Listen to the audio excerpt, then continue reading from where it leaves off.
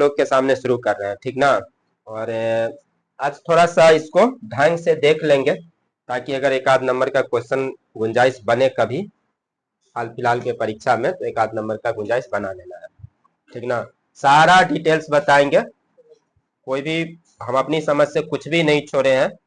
तो चलिए आज के क्लास में हम लोग सबसे पहले शुरू करते हैं क्या चीज, बुकर अवार्ड, ठीक ना। सबको मालूम होगा कि बुकर अवार्ड जो है वो दो श्रेणी है उसकी, एक है अंतरराष्ट्रीय बुकर पुरस्कार और एक है सीधे बुकर पुरस्कार। मतलब बुकर अवार्ड को अगर हम देखेंगे तो उसकी दो श्रेणियां हैं वर्तमान समय में, एक अंतरराष्ट्रीय बुकर पुरस्कार और एक बुकर पुरस्कार, ठीक है। और कोशिश करेंगे कि हम लोग इन दोनों पुरस्कार को एकदम समग्रता, उनके इतिहास को भी, ठीक ना, करेंटली जो घटनाक्रम है उसको भी देखें। तो सबसे पहले हम लोग शुरुआत कर रहे हैं अंतरराष्ट्रीय बुकर पुरस्कार से, ठीक है, कि अंतरराष्ट्रीय बुकर पुरस्कार जो है इस साल किसको मिला है, अंतरराष्ट्रीय बुकर पुरस्कार कौन सी संस्था प्रदान करती है, ठीक ना, उसकी क्या इतिहास रही है, इन तमाम बातों के बारे में हम लोग पढ़ेंगे, ठीक है।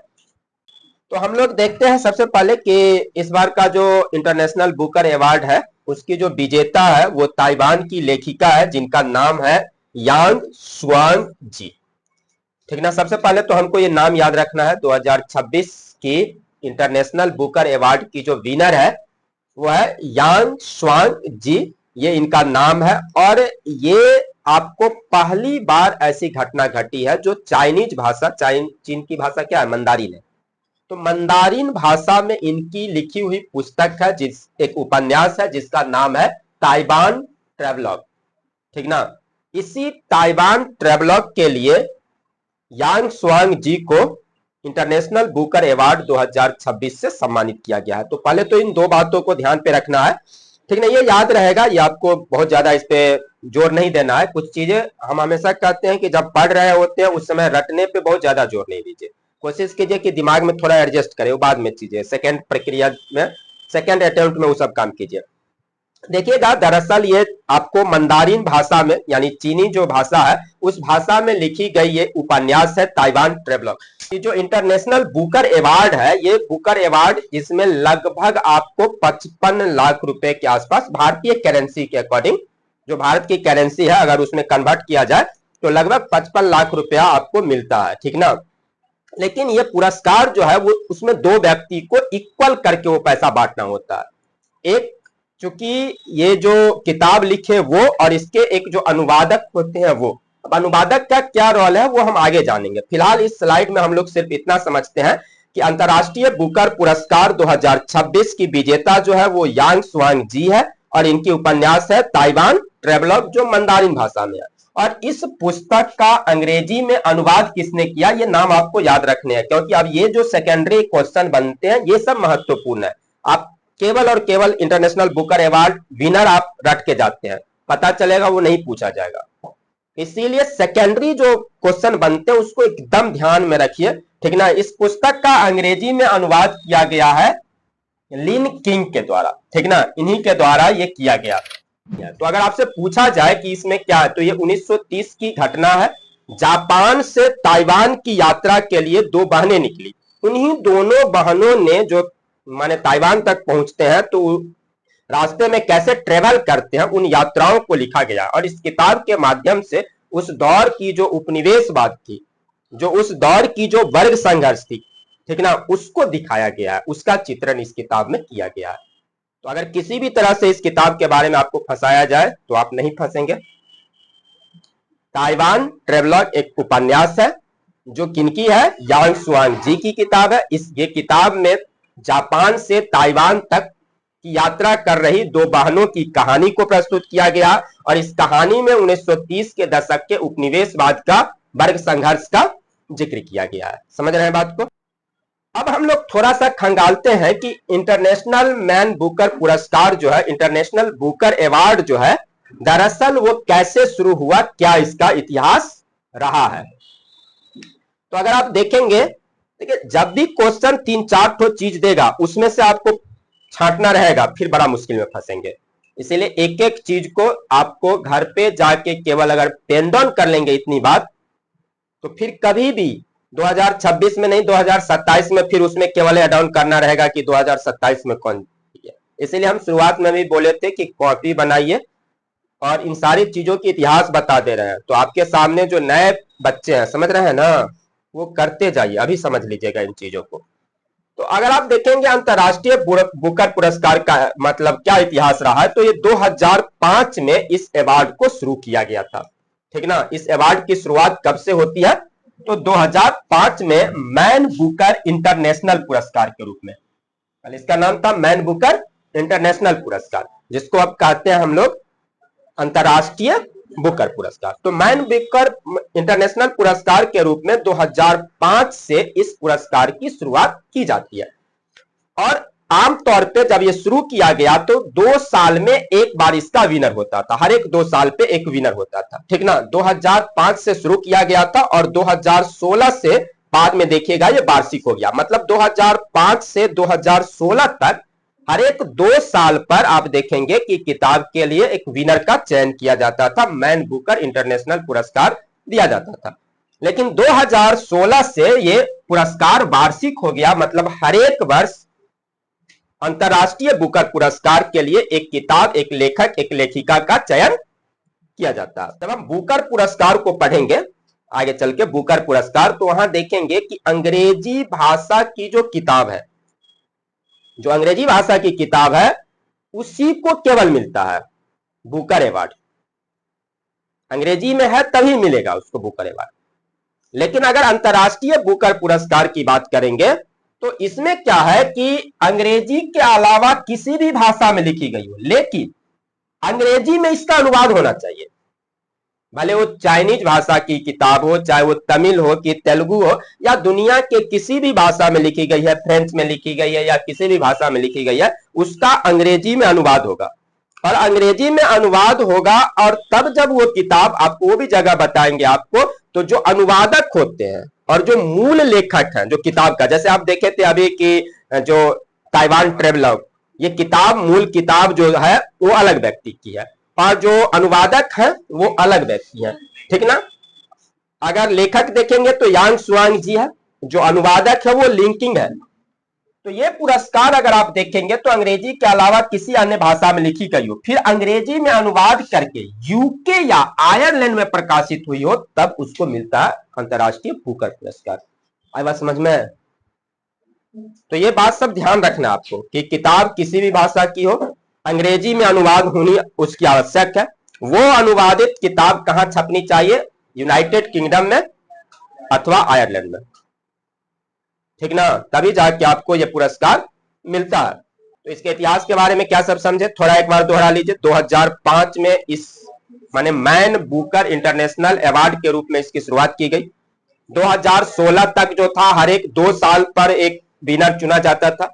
2016 से इस पुरस्कार को वार्षिक कर दिया गया, ठीक ना। और किसी भी भाषा में अगर ये माने पुस्तक लिखी गई है, अगर उसका अंग्रेजी में अनुवाद होता है जो आयरलैंड या यूनाइटेड किंगडम में छपवाई जाती है, तो फिर उस किताब को बुकर अवार्ड के लिए, अंतरराष्ट्रीय बुकर अवार्ड के लिए शॉर्टलिस्टेड किया जा सकता है। फिर उसकी एक कमिटी होती है जो इस बात का फैसला करता है कि मिलेगा किसको। थोड़ा सा हम लोग इसको और कंप्लीट टच देते हैं कि अंतरराष्ट्रीय बुकर पुरस्कार भारत के किन किन लोगों को मिला है। तो आपका अंतरराष्ट्रीय बुकर पुरस्कार की टॉपिक खत्म। भारत के किन लोगों को अब तक अंतरराष्ट्रीय बुकर पुरस्कार मिल चुका है, तो केवल 2 नाम। अब तक के इतिहास में 2005 से ये शुरू किया गया था, 2026 में हम लोग जी रहे हैं। अब तक भारत के या भारतीय मूल के 2 लोगों को ये जो है पुरस्कार मिल चुका है। तो उसको हम लोग देख लेते हैं कि कौन सा वो 2 नाम है। सबसे पहली बार पुरस्कार यही गीतांजलि श्री, बहुत बार आप लोग पढ़े होंगे, रेत समाधि, ठीक ना।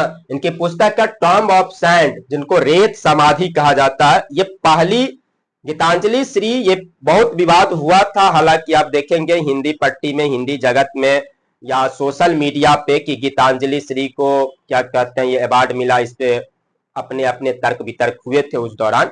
लेकिन आप सोच के देखिए कि ये साहित्य के क्षेत्र में अंतर्राष्ट्रीय स्तर पे दिया जाने वाला एक बहुत बड़ा पुरस्कार है, अंतर्राष्ट्रीय बुकर पुरस्कार। और भारत का अब तक का जो परफॉर्मेंस है उसमें 2 ही आदमी है और दोनों का दोनों लेडीज है।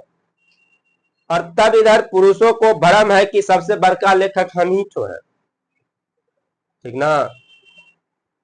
अच्छी किताब लिखने के लिए जो दुनिया की प्रतिष्ठित अवार्ड है अंतर्राष्ट्रीय बुकर अवार्ड, उसको भारत या भारतीय मूल के केवल 2 ही व्यक्ति आज तक उसको जीते हैं, उसको प्राप्त किए हैं, और वो दोनों की दोनों महिला रही है। तो कोई पुरुष इस घमंड में नहीं रहिएगा कि हम लोग बहुत बड़े लेखक हैं, महिलाओं को तो कुछ आता ही नहीं है, ठीक ना। अब महिला सब उनका चेहरा दिखा सकते हैं कि देखिए अंतर्राष्ट्रीय बुकर पुरस्कार प्राप्त की थी गीतांजलि श्री वर्ष 2022 में। उनकी पुस्तक थी टर्म ऑफ सैंड, जो हिंदी भाषा की थी पुस्तक, और हिंदी भाषा की यह पहली पुस्तक थी जिसको अंतर्राष्ट्रीय बुकर पुरस्कार मिला। मेरी बात समझ रहे हैं आप लोग? हिंदी भाषा की, जैसे वो मंदारिन भाषा की पहली पुस्तक है ताइवान ट्रेवलर, ये हिंदी भाषा की पहली पुस्तक बनी, ठीक ना। रेत समाधि या टॉम ऑफ सैंड, ठीक ना। इसके अनुवादक जो है वो ड्रेजी रॉकवेल थे, ये एकदम याद रखना है। अनुवादक हम बोले हैं कि कैसे मिलता है, वो हिंदी में था, उसको अंग्रेजी में अनुवाद किया गया, ठीक ना, जो यूनाइटेड किंगडम या आयरलैंड में किया जाएगा। फिर आप देखेंगे कि उस अनुवादित पुस्तक को एक टीम होती है जो उसका अध्ययन करती है। तो इसके अनुवादक जो है वो डेजी रॉकवेल थे, ठीक ना। और हिंदी भाषा की पहली पुस्तक थी जिसको कि अंतर्राष्ट्रीय बुकर पुरस्कार मिला, ठीक ना। और ये भारत की भी पहली लेखिका बनी जिनको यह पुरस्कार मिला, यही इनकी किताब है, ठीक ना। और दूसरी बात, बानू मुश्ताक, ये नाम भी आप लोग सुने होंगे क्योंकि पिछले बार से बहुत बार पढ़े हैं। बानू मुश्ताक को 2025 का अंतर्राष्ट्रीय बुकर अवार्ड जो मिला वो बानू मुश्ताक को मिला है, जो कन्नड़ भाषा की उनकी किताब थी हार्ट लैम्प, ठीक ना। ये अगर देखें इसका पूरा नाम ऐसे करके है, हार्ट लैम्प ही याद रखिए आप लोग, सेलेक्टेड स्टोरी, ये हार्ट लैम्प यही इनकी किताब थी जो कन्नड़ भाषा की किताब थी। और दीपा भस्टी जो थे ये इनकी अनुवादक थी जिनको ये सम्मान मिला। अनुवादक दीपा भस्टी और विनर लेखिका बानू मुश्ताक। 2022 में गीतांजलि श्री और अनुवादक डेजी रॉकवेल, ठीक ना। समझ रहे हैं ध्यान से? तो यहां पर ये 2 व्यक्ति हैं, मतलब गीतांजलि श्री और डेजी रॉकवेल, और यहां पे बानू मुश्ताक और उसका अनुवादक दीपा भस्टी। इनकी किताब है रेत समाधि, ठीक ना, और इनकी किताब है हार्ट लैम्प, ठीक ना। और अगर आप यहां पे देखेंगे तो ये हिंदी भाषा की किताब थी, ये कन्नड़ भाषा की थी। ये भी कन्नड़ भाषा की पहली पुस्तक बनी जिसको अंतर्राष्ट्रीय बुकर पुरस्कार से नवाजा गया, ठीक बात। ध्यान रखिएगा कि भारतीय साहित्य और अनुवाद जगत के लिए आप देखिएगा कि मतलब चूंकि हम क्या बोले कि ये बहुत गौरव की बात है, क्योंकि भारत के कोई लेखक लेखिका अंतर्राष्ट्रीय स्तर पे इतनी पहचान नहीं है भारत की। भले इधर जितना फेंक ले हम लोग सोशल मीडिया पे, अपने को विश्व गुरु तो घोषित कर ही चुके हैं, स्वघोषित रूप से है विश्व गुरु, ठीक है। तो मिला जुला के एक बार अब आप लोग दोहरा लीजिए तो मेरे साथ साथ। अंतर्राष्ट्रीय बुकर पुरस्कार की शुरुआत 2005 में किया गया था, 2 वर्षों पर मिलता था। कब से वार्षिक हो गया? 2016 से वार्षिक हो गया। समझ रहे हैं बात को? और ताइवान ट्रेवलर ये उनके उपन्यास है, और लिंकिंग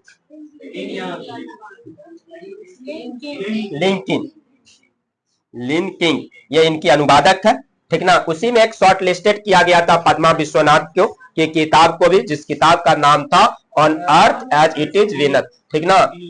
जो आप देखेंगे ये मूल किताब थी, ये ब्राजीलियन लेखिका की किताब थी, और इस किताब का अनुवाद किए थी यही भारतीय मूल के पद्मा विश्वनाथन, ठीक है। तो अंतर्राष्ट्रीय बुकर पुरस्कार कंप्लीट।